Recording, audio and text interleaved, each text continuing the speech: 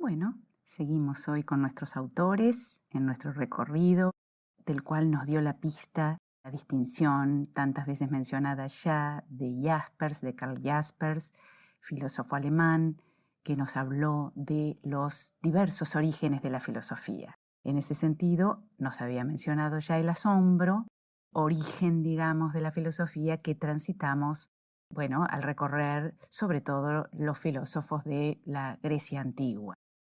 Entonces, bueno, ¿por qué Descartes es el filósofo moderno por excelencia y el padre, uno de los padres por lo menos de la ciencia moderna? Eso es lo que se va a explicar en su filosofía, que curiosamente ustedes van a notar al terminar nuestro análisis que también tiene, por supuesto, un pie puesto en la escolástica que él intentaba abandonar.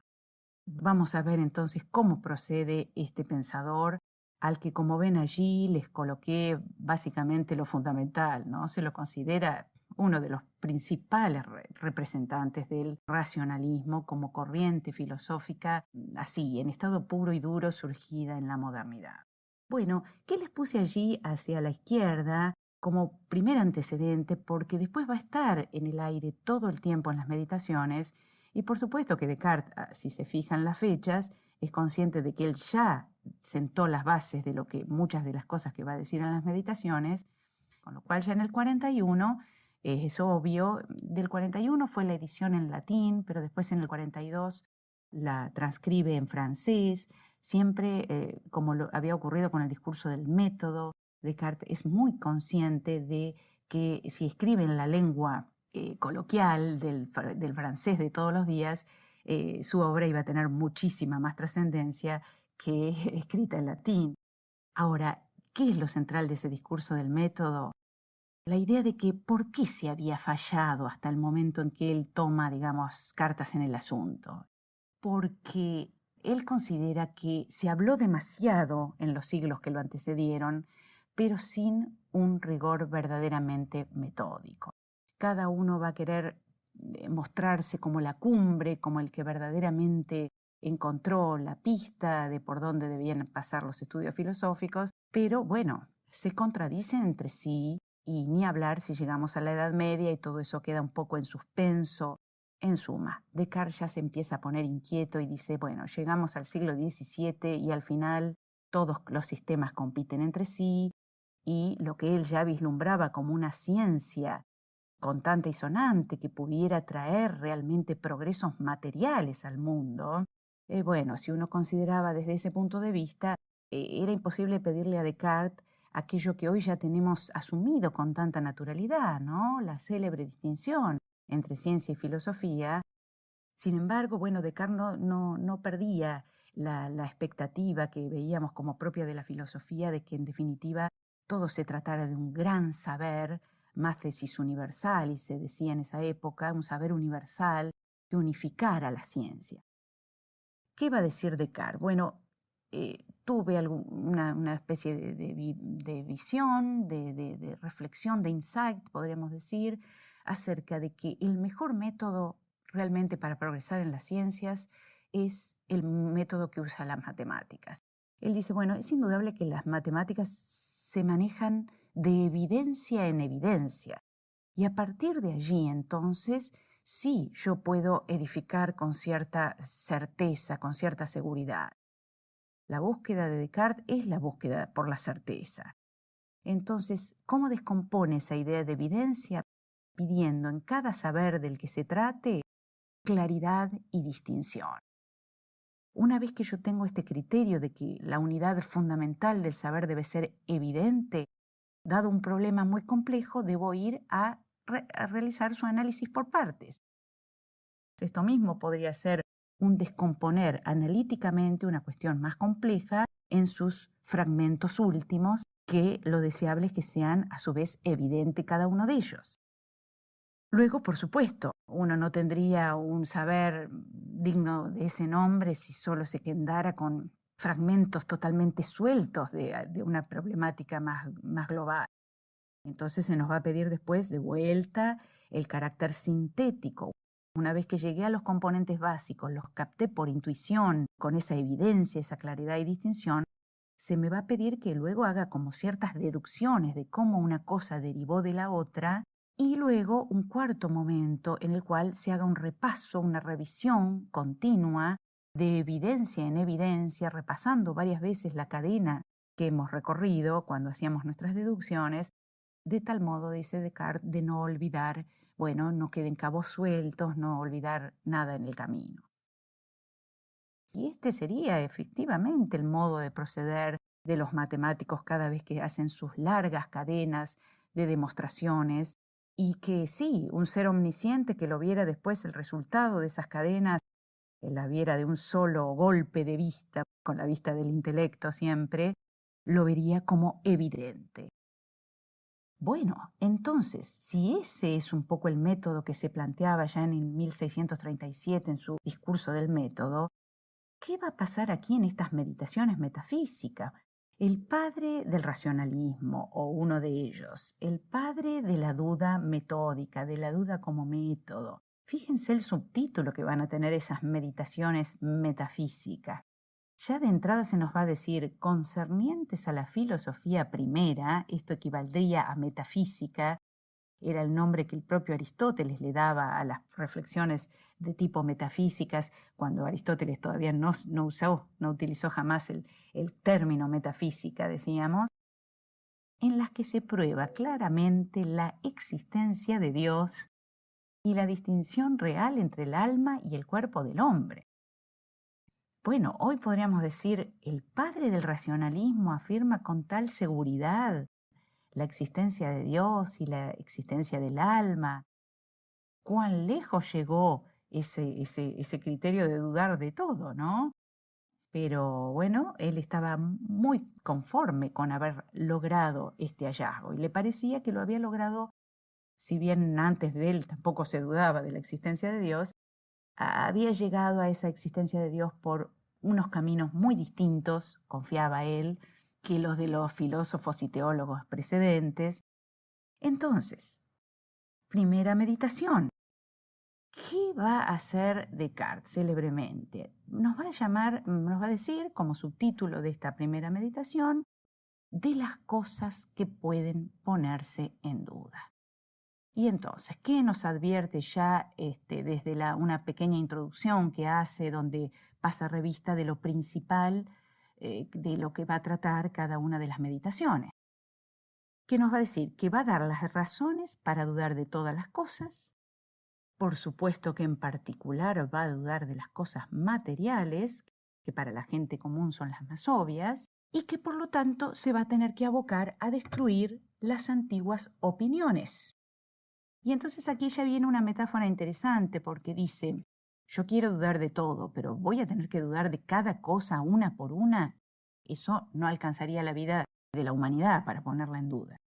Entonces, utilizando la metáfora que ya conocemos del edificio del conocimiento, él va a decir, bueno, ¿sobre qué fundamento básico que la humanidad no pone jamás en duda o casi nunca voy a poner la primera dinamita, digamos así? Los datos de los sentidos. Un antecedente que tenemos así fuerte ya era Parménides, cuando decía que si veíamos cambios, si veíamos modificaciones en las cosas y demás, bueno, eso era un engaño de los sentidos y había que despreciarlo.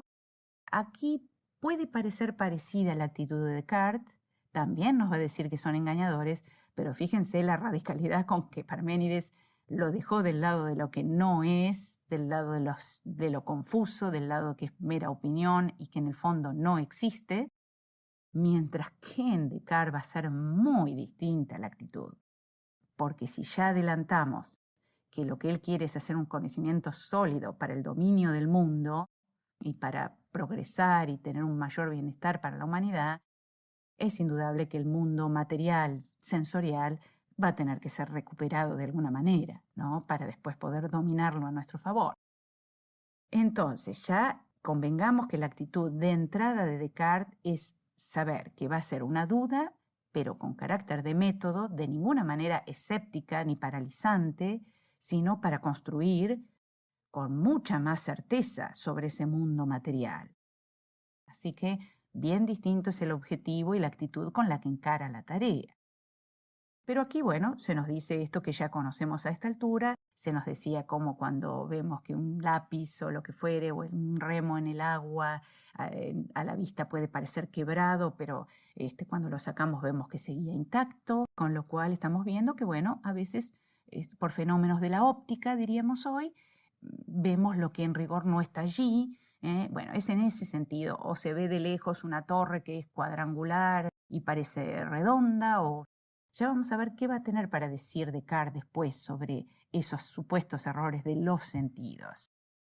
Pero en principio hace tabla rasa y dice, bueno, los sentidos engañan. Entonces él mismo, ven, casi como si se necesitara hacer un diálogo, un ida y vuelta, pero en este caso no tiene un interlocutor, entonces la hace consigo mismo.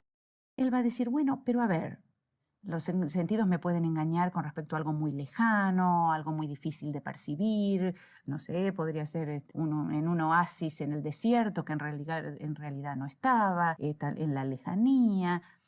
Pero a ver, también ante lo evidente, como el hecho de que yo estoy aquí sentado ante mi estufa con estos papeles en mi mano, como queriendo decir, bueno, a ver, vamos a dudar de lo obvio, de lo evidentísimo. Fíjese que si él pedía evidencia en el discurso del método, que estoy aquí con esto en la mano parece sumamente evidente para mí.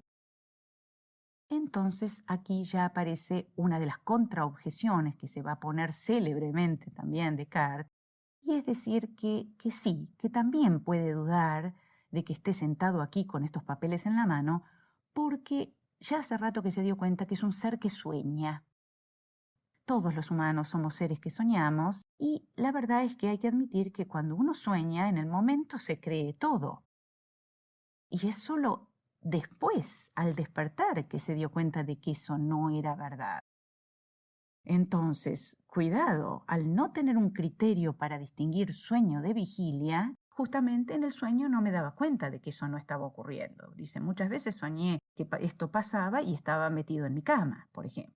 Entonces, él introduce esa contraobjeción del sueño para poder seguir dudando de lo aparentemente evidente sensorial, pero lo pone en cuestión. Seguimos entonces. Ahora dice, mientras soñamos, es cierto que se sueñan a veces escenas muy exóticas, muy raras, pero también puede ocurrir que en el sueño, no sé, aparezca algo de figura cuadrada o una cuenta que yo puedo estar teniendo que hacer acerca de las compras o de lo que fuere, y entonces se pregunta a sí mismo, somos seres que soñamos, pero cuando soñamos con cosas muy simples y universales, justamente como es la matemática, la aritmética, la geometría, que él tanto respeta, allí no deberíamos frenar la duda. Si son justamente el tipo de entes que él ya dice que son el modelo de conocimiento universal. Entonces él aquí buscando cómo poner en duda esa aritmética y esa geometría que en el fondo de su corazón sabe que son lo más cierto de lo que se dispone, podría engañarnos Dios que es fuente de suprema verdad. Pero ¿y si el que me engañara no fuera Dios, sino justamente un genio maligno, maléfico, según las traducciones, que se quisiera divertir a mi costa, haciendo que incluso 2 más 3 no fueran 5, sino 6 quizás, o que un cuadrado tiene más de 4 lados? Aquí es donde la crítica posterior dijo, bueno, esta sin duda es el momento hiperbólico de la duda, y con ello quieren significar el momento más extremo, más exagerado, si se quiere. Porque uno dice, bueno, ¿a qué figura curiosa, casi de la fantasía, tuvo que reducirse el padre del racionalismo? Es muy curiosa esa combinación, que se nos hable de racionalismo y de duda, y él a su vez ingerte en su argumentación un postulado semejante como la idea de un genio maligno engañador. Pero bueno, esto tiene en el trayecto que está queriendo recorrer Descartes justamente un as bajo la manga, que es el decirnos, el de hacernos decir y reconocer ya no solo de los sentidos, no solo porque sueño, sino también del mundo de las ciencias más exactas. Tengo que dudar, porque si no es Dios que me engañe, porque no vamos a atrevernos a decir tanto Sí puede haber una figura maligna que nos hiciera dudar hasta de lo evidente. Entonces se advierte a sí mismo que puede llegar a tener recaídas en volver a su sentido común básico que le dice que cuando se acueste a la noche en la cama, está en la cama, en fin. Entonces, con un tono realmente muy teatral de la redacción de estas meditaciones, supuestamente se va a dormir hasta el otro día, temiendo de sí mismo si va a tener la voluntad para mantenerse firme en las conquistas que ha logrado en el día de hoy, de poner en duda todo.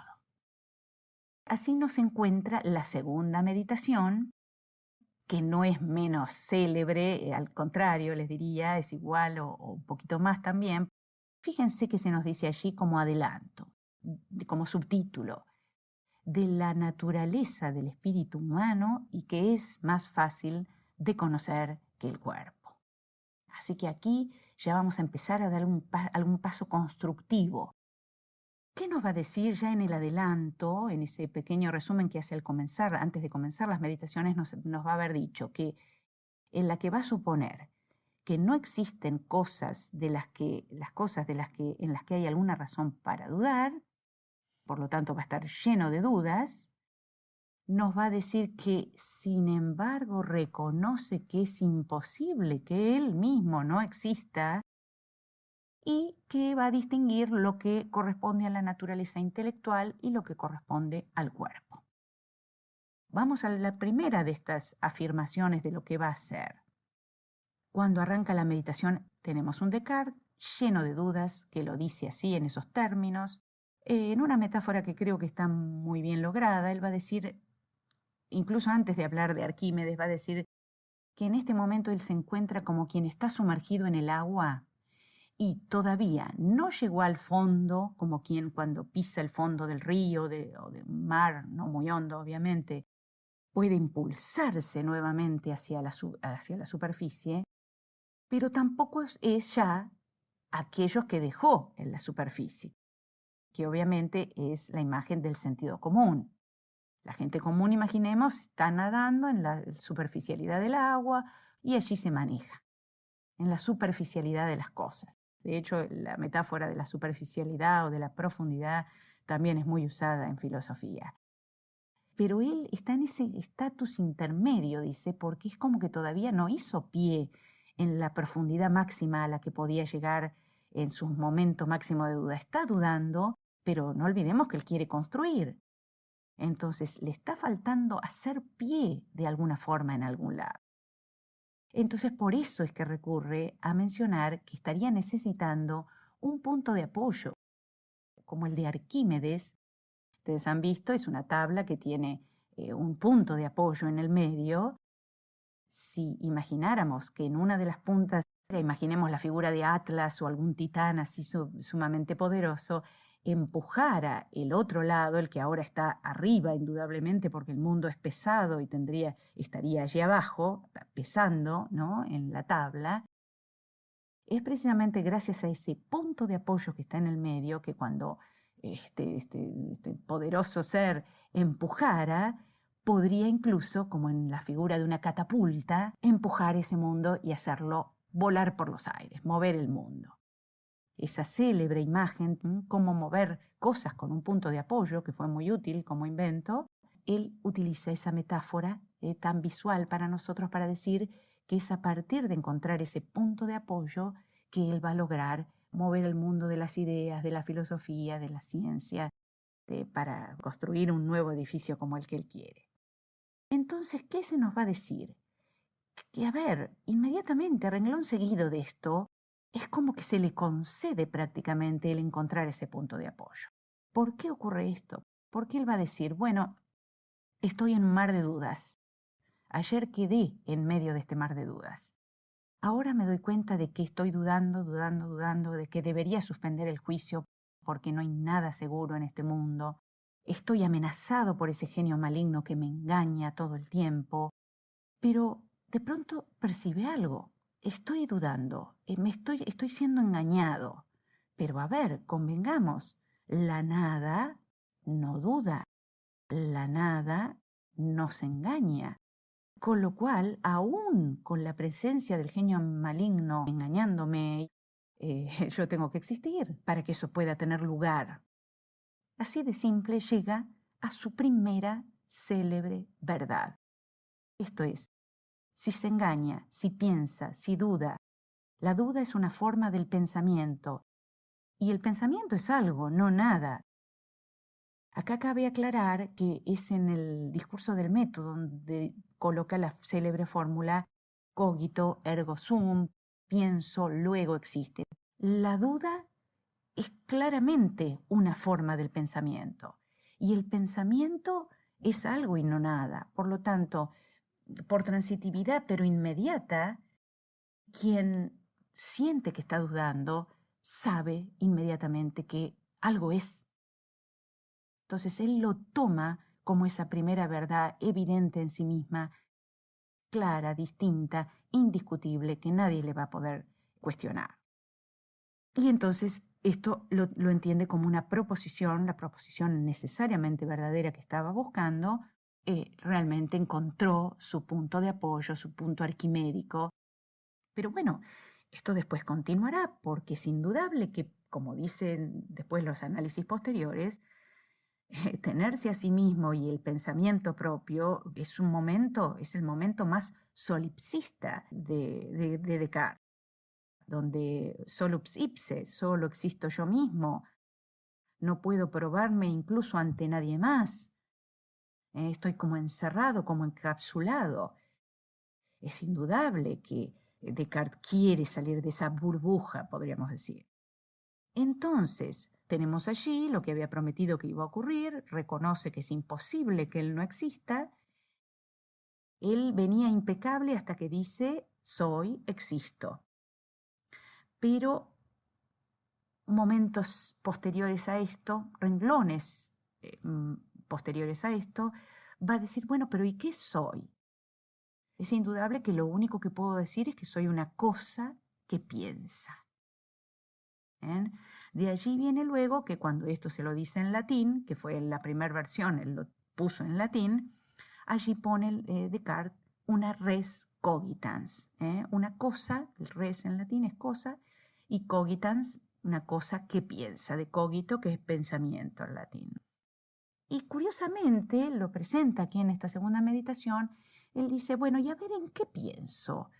Bueno, cotidianamente, la verdad, si me permito ahora analizar los pensamientos en los que estoy muchas veces, podríamos retomar la idea de que de cuando pienso en una cosa, como este trozo de cera, ¿quién no ha visto un trozo de cera que una vez que es puesto al fuego, esa cera era indudablemente un objeto material de los que yo tengo todavía puesto en cuestión, todavía no lo recuperé, pero sí puedo saber con la sola inspección del espíritu que cuando esa cera era colocada al fuego, bueno, todas sus características, ser dura, tener cierta consistencia, cierto color, todo eso aparentemente cambia cuando se coloca al fuego y se la derrite.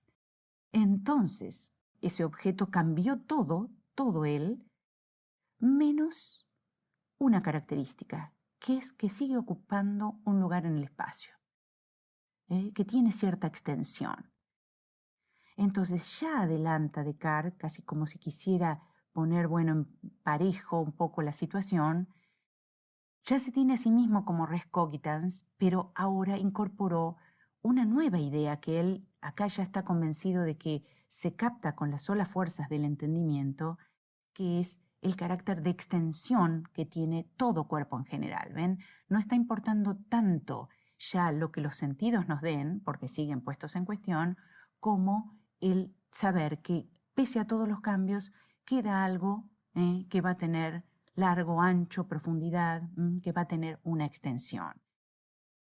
Y ya aquí adelanta Descartes que eso tiene entonces, esa extensión justamente es una característica captable nuevamente por el entendimiento. ¿Y el entendimiento qué es lo que capta? Capta lo más valioso, capta lo evidente. Ahí vamos viendo también el carácter racionalista. Siempre lo más valioso con lo que se va a quedar es aquello que se lo muestra su mente con carácter de indubitable, ¿no?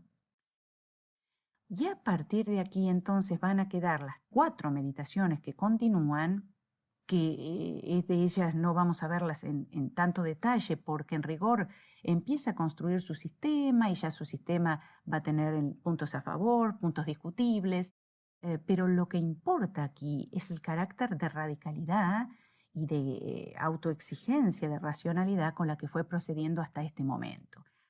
La tercera meditación no es menor, porque fíjense, nada menos, miren el subtítulo, de Dios que existe, en la que explica, ¿no?, nada menos que el argumento sobre la existencia de Dios. ¿Qué nos va a decir allí? Bueno, Descartes va a presentar su célebre división tripartita de las ideas, porque es consciente de que si sigue avanzando, tiene que seguir avanzando desde lo que encuentre en esa res cogitans. No tiene todavía el permiso para salir a reconocer los sentidos ni lo que está afuera, así que todo tiene que seguir saliendo de su interior. Y es sumamente difícil salir de la evidencia de que el pienso existo a probar algo fuera. Entonces, uno de los quizás aspectos que más llamó la atención de la construcción cartesiana aquí es haber recurrido, bueno, primero al sí mismo, ¿no? Probarse a sí mismo primero, de allí que muchos dicen que es el padre de la subjetividad moderna. Es bastante original entrar hacia sí mismo, considerarse lo más seguro de todo y recién como segunda instancia salir en el orden de aparición a probar a Dios.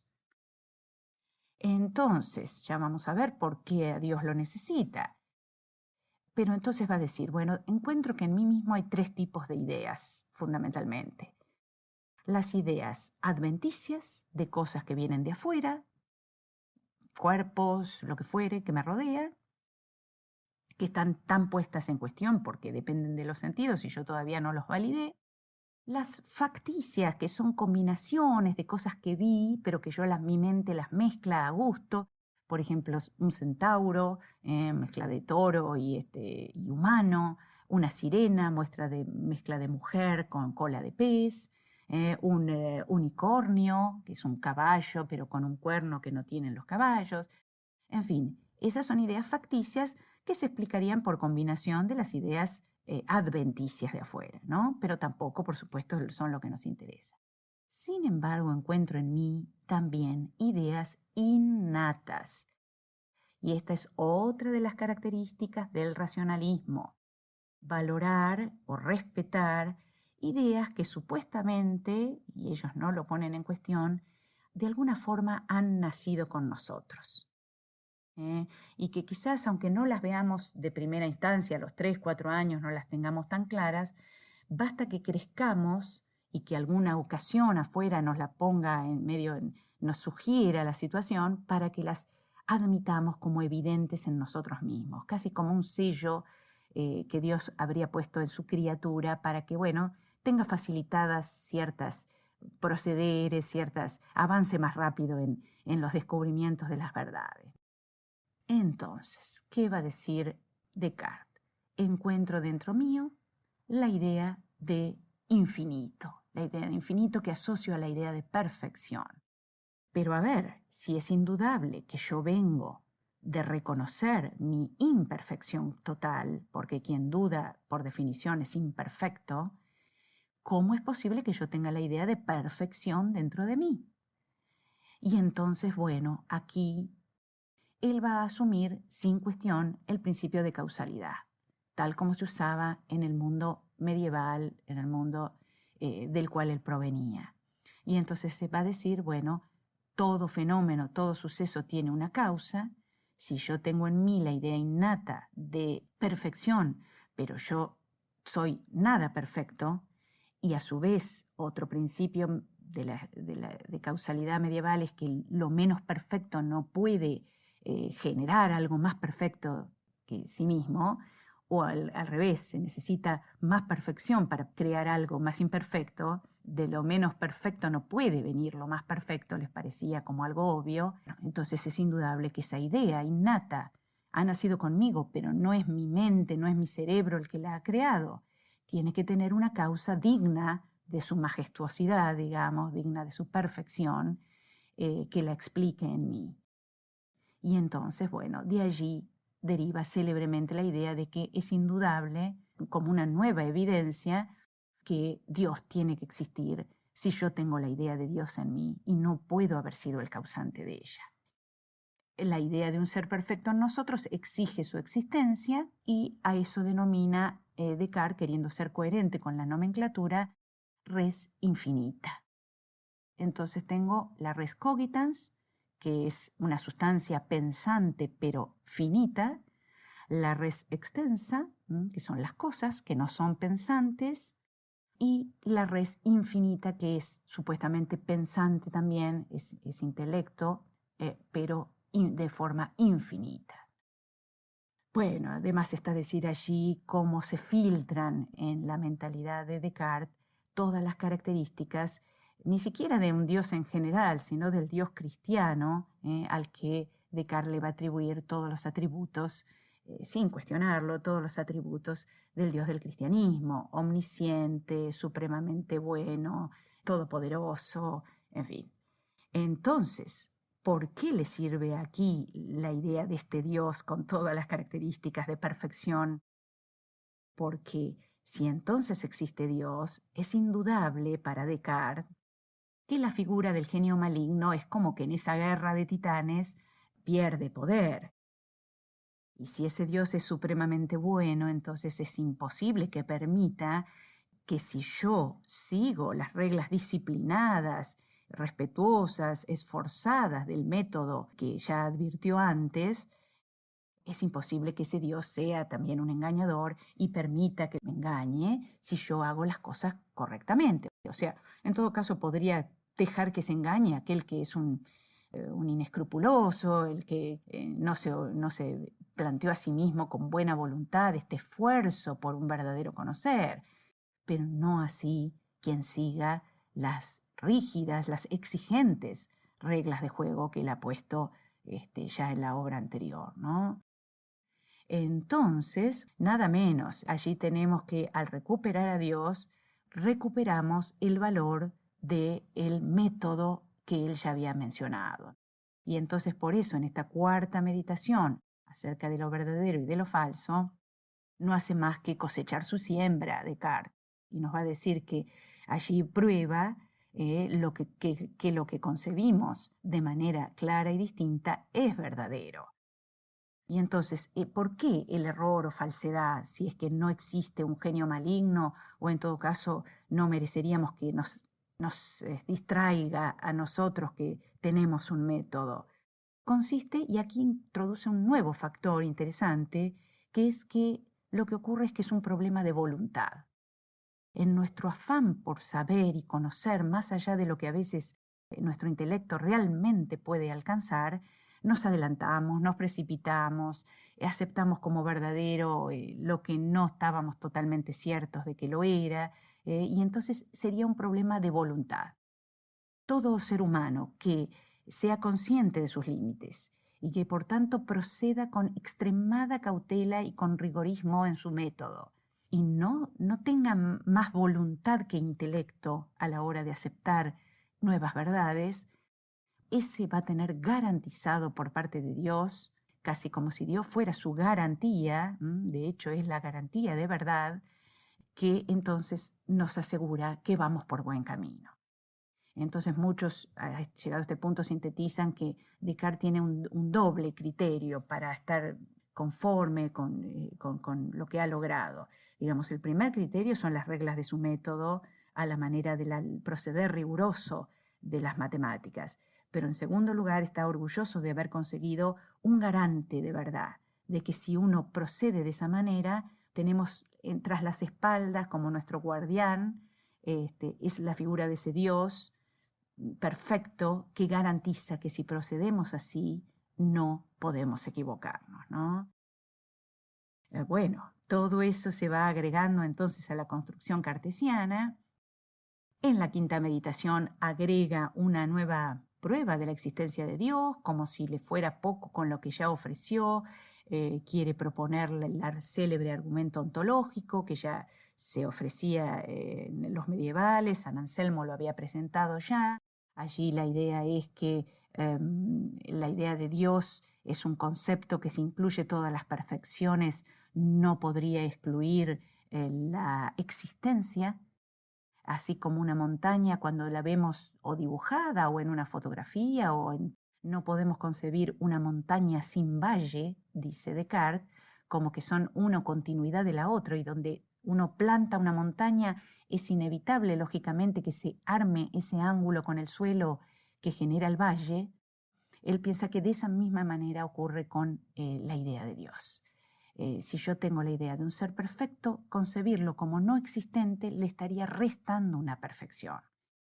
Quizás la más célebre crítica a esta idea está en Kant. Kant refutaría esto diciendo luego, no, la existencia no es una perfección porque no es una nota que está en la esencia. La esencia de algo tiene todas sus características. Yo puedo concebir la esencia de lo que quiera, pero ni aún el ser más perfecto merece, digamos, que coloquemos la existencia dentro de su esencia. Es un agregado que viene aparte y puedo concebir la perfección más grande que yo quiera, pero después es toda otra cuestión probar si realmente existe o no en la realidad. Pero bueno, Descartes en este momento está convencido de que con estos dos argumentos, más uno un poquito menor, pero que también explicaría que su existencia también en la tercera meditación, él mismo, cómo podría existir si es un ser imperfecto y entonces necesita de un creador que lo haya creado más perfecto que él, y eso a su vez él mismo sería un signo de que Dios tiene que existir, porque si no, ¿cómo estaría allí? Entonces, en el fondo está dando tres argumentos con los que cree que ya está, bueno, muy probado que su garante existe. Y entonces sí, en la sexta meditación acentúa aún más esta distinción entre la res cogitans y la res extensa. La tituló de la existencia de las cosas materiales y de la distinción real entre alma y el cuerpo del hombre, en la que distingue la acción del entendimiento de la acción de la imaginación. Explica que el alma es distinta del cuerpo, pero forma una unidad con él. Razones para concluir la existencia de las cosas materiales, aunque como menos evidentes que Dios y el alma. Resulte curioso o no, esto es lo central de la argumentación cartesiana, que no por ello, por supuesto, debe ser minimizado. Todo pensador tiene consigo la sombra de su tiempo, aquello que no pudo llegar a visualizar porque lo tiene tan interiorizado que no hay nada más difícil que poner en cuestión lo que vemos como evidente. Quizás su propuesta era demasiado ambiciosa, quizás no para un humilde mortal, que en definitiva todos los filósofos lo son también. Y bueno, la historia después nos ha indicado que, para bien o para mal, porque hay muchas discusiones al respecto, Descartes es uno de los padres de la ciencia moderna, y si algo no se puede dudar es que cambió la vida de la humanidad de allí para adelante, con los aspectos, repito, positivos y, ¿por qué no?, también negativos, como cualquier gran instrumento que genera el ser humano, va a traer cosas que tenemos que saber valorar también y apreciar, pero el optimismo que quizás tuvo Descartes en su momento, como vamos a ver, autores posteriores no lo van a compartir con tanta confianza.